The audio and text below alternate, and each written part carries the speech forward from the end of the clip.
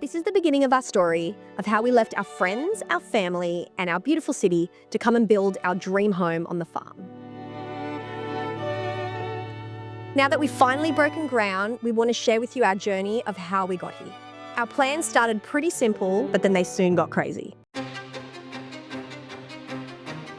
When we sold our business, we were living in Sydney and we really wanted a place where we could come and escape to. And we found this site on relocate.com and we just saw it on the photos and we were like, we had to come and see it. When we came here, we just instantly fell in love. Something we'd just never seen before. Was so close to Kiama. And also I wanted to get my son into a space where he could actually see what it is like to be outside.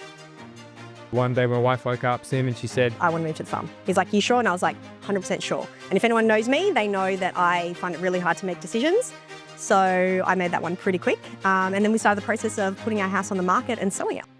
To be honest, it wasn't love at first sight. It's beautiful, but it was very big and I was a little bit skeptical because I had no idea what we were going to do with it. So when we decided to buy it, I personally had a little bit of buyer's remorse and I kept thinking, oh, did we make a mistake? Why did we do this? What are we going to do? It's so big. But now we've got the vision. We know what we're going to do with it. I can't wait to see it. I spotted this French-inspired barn on social media and there was this one photo that they had, which was just from the kitchen sink looking out onto this beautiful paddock, and I knew from that photo that I wanted exactly that. We wanted a farmhouse that was quite modern. I drew inspiration from the wabi-sabi style, which is natural, raw, imperfect pieces that blend into the environment around you.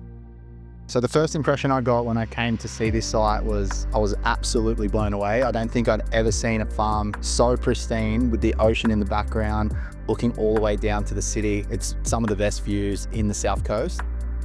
But when our client came to us with this site and said, I want to build the dream house on this, the first idea was obviously a barn style farmhouse, but trying to keep that contemporary and analysing the view and making sure we capture the whole view.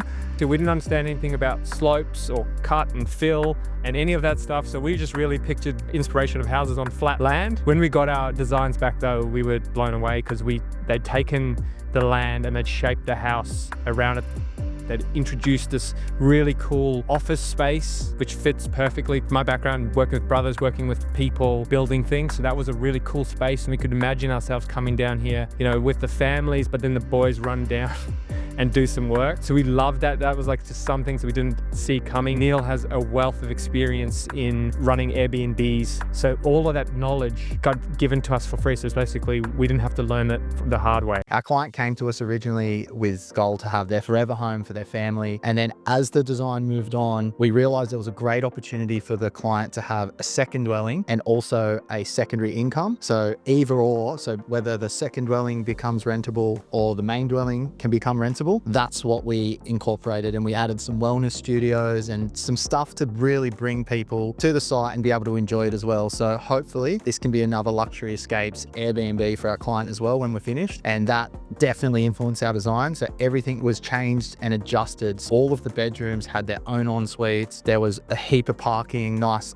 comfortable parking for any car to get up to on a farm, which is pretty rare to get a nice low car all the way to the top of the mountain and be undercover parking. So all of that was incorporated and added in. And then obviously as we kept going, the goalposts move and change, and we started seeing, well, this is an amazing space. It would be rude not to share with other people. So we started thinking about introducing corporate retreats. It is special, intimate events where people would come and actually have a look at this. It looks out at the ocean. You were really close to Kiama and you can just come and relax.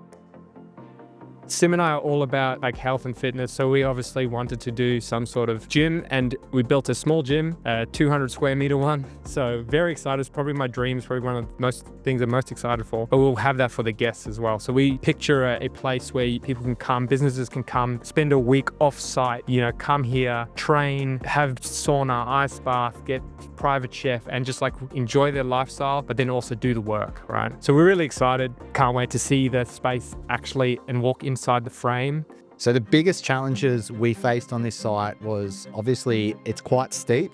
It was not an easy approval. We had bushfire, we had culverts going down into creeks, we had heritage. So we've got this beautiful old heritage wall that runs across the property. There were so many hurdles to jump through. And then we actually needed access to get to the top of the mountain, which as a lot of civil work was required to get a road, a bridge over the creek and get all the way safely to the top of the mountain. That was probably the hardest thing. And then we also don't have any power, we don't have any water. So we need to be completely self-sufficient and we are running off the grid.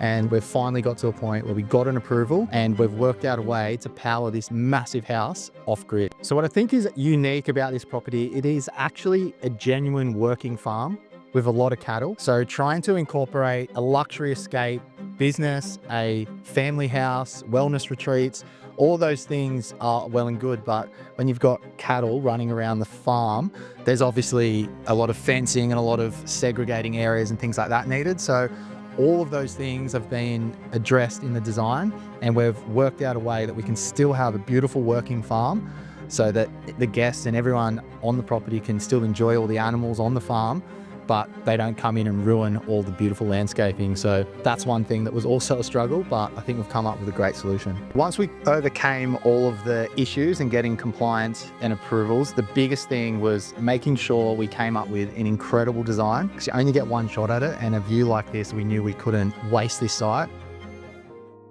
We've just broken ground. You can see up here behind us, we've done the bolt cut for the house site and the second dwelling and the swimming pool. And we've also just started on the road and you can see there's culverts getting cut in, all the drainage and the civil works is going in, all of our subgrate layer getting ready for the asphalt layer. So we needed to do this before we could build anything because we need safe access up to the top of the mountain. It took us a while actually to find the best piece of land on the farm because it's 100 acres and there's all different areas that we could put the house. So we basically found this beautiful spot near the tree, as you can see behind me, up on the hill, and it captures the whole view, the whole coastline. You can watch the sunrise all the way over to the sun setting over the mountains.